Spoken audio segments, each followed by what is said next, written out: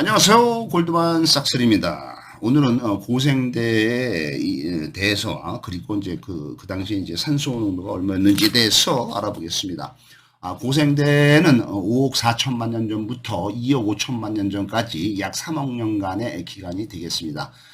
고생대는 이제 캄브리아기, 오로도비스기, 실루리아기, 그다음에 대번기, 석탄기, 페름기 이렇게 해서 5억 4천만 년 전부터 2억 5천만 년 전까지가 되겠는데 첫 번째인 캄브리아기에 대해서 볼 것 같으면은 5억 4천만 년 전부터 4억 8천만 년 전까지 6천만 년 동안 이어온 기간이 되겠습니다.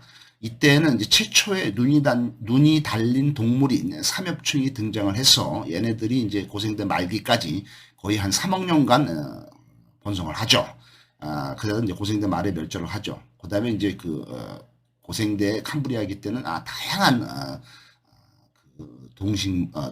생물체들이 등장을 하게 되겠습니다. 그래서 이때 최초로 나타난 그 동식물군이 35문, 35개 종류로 구분이 되는데 이 35개 문이 지금까지도 큰 변동이 없이 그대로 유지되고 있다는 것은 모든 생명체, 그다음에 모든 우주라는 것이 생겨난 것이 뭐 나중에 점점 지나면서 또 생기고 뭐 이런 딴 게 생기고 뭐 이런 게 아니라 처음 한순간에 왕창 한 방에 다 생겨났다는 것입니다. 그래서 35문이 지금까지도 큰 변동이 없이 생물의 분류로 쓸 수 있을 정도로 초기에 다 세팅이 돼서 나타났다는 거죠. 그래서 그 중에서 우리 인간이 속하는 것은 35개의 분류, 35개의 문 중에서 척추동물 문에 속하게 되겠습니다. 여기에 안 속하는 다른 종류가 34개 문이 있다는 거죠. 그 다음에 이제 고고성대 두 번째 기간인 오르도비스기는 4억 8천만 년 전부터 4억 4천만 년 전까지 이때 나타난 것이 우리가 즐겨 먹는 오징어, 문어, 낙지, 쭈꾸미 얘네들은 이제 두 종류라고 그러는데 이 오르도비스기 때 얘네들이 이제 나타나게 되겠습니다. 그다음에 이제 그 오르도비스기 때 최초로 나와서 활개를 치던 동물들이 앵무조개와 암모나이트가 되겠습니다. 앵무조개와 암모나이트가 막강한 포식자 역할을 하게 됩니다. 앵무조개가 이제 포식자 역할을 많이 하죠. 많이 잡아먹죠. 그다음에 이제 그 연체동물 두 종류 이제 오징어, 문어, 낙지 얘를 얘기하고 그다음에 이제 개, 막강, 막강 같은 연체동물도 나타났다 이렇게 되어 있습니다. 그 다음에는 그 실루리아기. 실루리아기는 이제 4억 4천만 년 전부터 4억 2천만 년 전까지인데 이때는 이제 그 산호초가 등장을 하고 이끼 등의 최초의 육상식물이 등장을 하는 것이 실루리아기가 되겠습니다. 그 다음에 이제 대봉기는 이제 4억 2천만 년 전부터 3억 6천만 년 전까지인데 이때는 물고기의 시대, 어류의 시대가 되겠습니다. 여기 그림에 있는 것은 지금 이제 그 삼엽충이죠. 최초의 눈깔이 달린 동물인 삼엽충이 되겠습니다. 인간의 조상인 최초의 척추동물인 어류가 등장을 하고 어류의 세계가 이제 대봉기 때죠. 이들이 진화를 해서 체외 수정을 하는 양서류가 등장을 하고 이들 육지로 진입을 해서 최초의 육상동물이 등장을 하게 되겠습니다. 바닷속 절지 동물이 육지로 올라와서 작은 곤충으로 진화를 하게 되겠습니다. 석탄기는 3억 6천만 년 전부터 3억 년까지 약 6천만 년 기간인데 이때 이제 파충류와 날개 달린 곤충이 나타나게 되겠습니다. 이때가 가장 지구 역사상 산소 농도가 높은 시대로 되어 있어서 이때 대기 중에 산소 농도는 33%가 되겠습니다.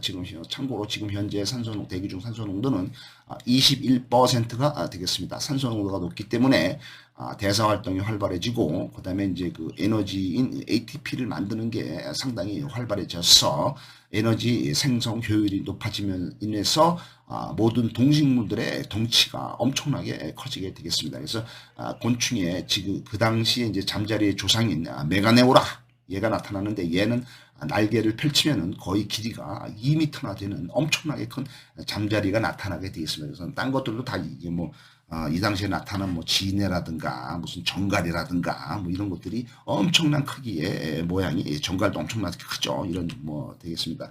그 다음에 이제 지금 지구상에서 가장 막강한 생명체 지구상에 핵이 폭발하든지, 그다음에 이제 화산이나 지진 또는 운석의 충돌로 인해서 지구가 만약에 최악의 멸종의 위기에 처하거나 지구가 완전히 아주 혹독한 시련의 시기를 겪더라도 살아남을 수 있는 생명체가 무엇이냐 할 때 우리가 꼽을 수 있는 것이 미생물인 박테리아와 곤충이 되겠습니다. 그래서 곤충이 가장 강력한 생명력을 가지고 있는 걸로 되어 있습니다. 그 곤충은 원래 폐로 호흡을 안 하고 몸의 바깥에 뚫린 구멍인 그런 기관으로 인해서 산소를 흡수를 하고 CO2, 이산화탄소를 방출합니다.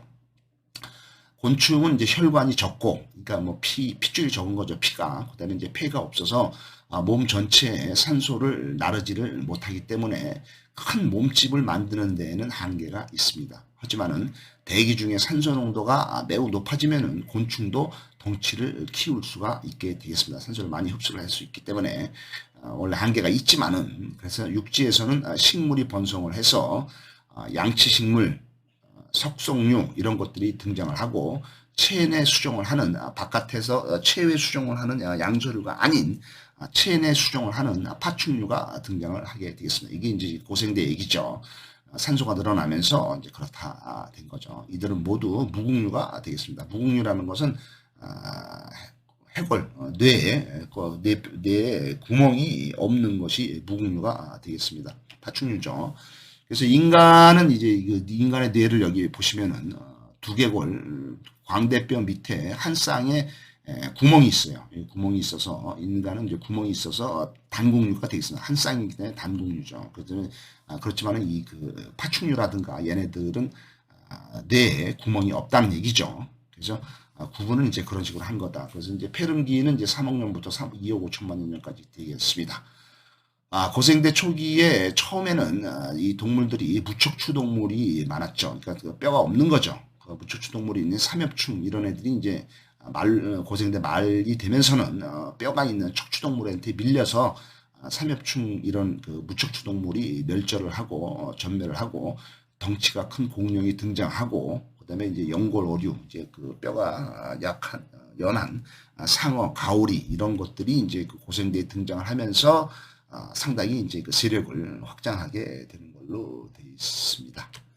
고생대 대기 중에 산소 농도를 보면은 지금 현재 산소 농도가 21%지만은 고생대 처음에 시작이 됐을 때 캄브리아기 때는 이제 12%, 이게 점점 늘어나죠. 그 다음에 이제 오르도비스기 때는 이제 16%, 그다음에 이제 실루리아기 때는 18%, 돼서 이제 대봉기 때 가면서는 이제 20%까지 올라가게 되죠. 그러면 이제 석탄기로 가면서 33%가 됐다가 다시 설설설 줄어서 폐렴기 때는 23%, 23%로 다시 산소 농도가 떨어지는 게 되겠습니다. 그래서 어쨌든 고생대 말로 갈수록 산소 농도가 꾸준히 상승을 하면서 바닷속의 남조류, 시아노박테리아, 식물성 플랑크톤 등이 생명체 효율이 우수한 산소 호흡을 하면서 급격히 증가를 하고, 이들이 엄청나게 대기 중에다가 산소를 방출했기 때문에 육지에서도 식물들이 급증하게 되겠습니다. 거대 운석이 지구에 충돌해서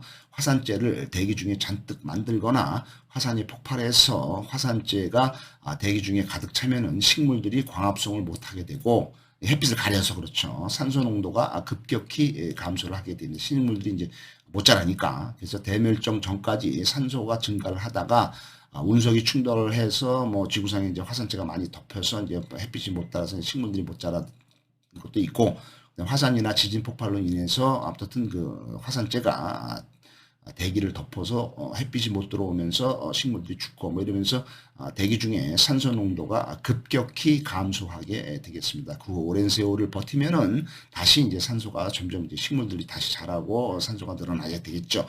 하면서 육상이나 바닷속의 식물들이 증가를 하고 서서히 대기 중에 산소 농도가 증가하는 걸로 되어 있습니다. 그래서 이제 고생대 때에 고생대 전반적인 상황하고 그다음 이제 산소 농도에 대해서 간단하게 알아보았습니다. 감사합니다.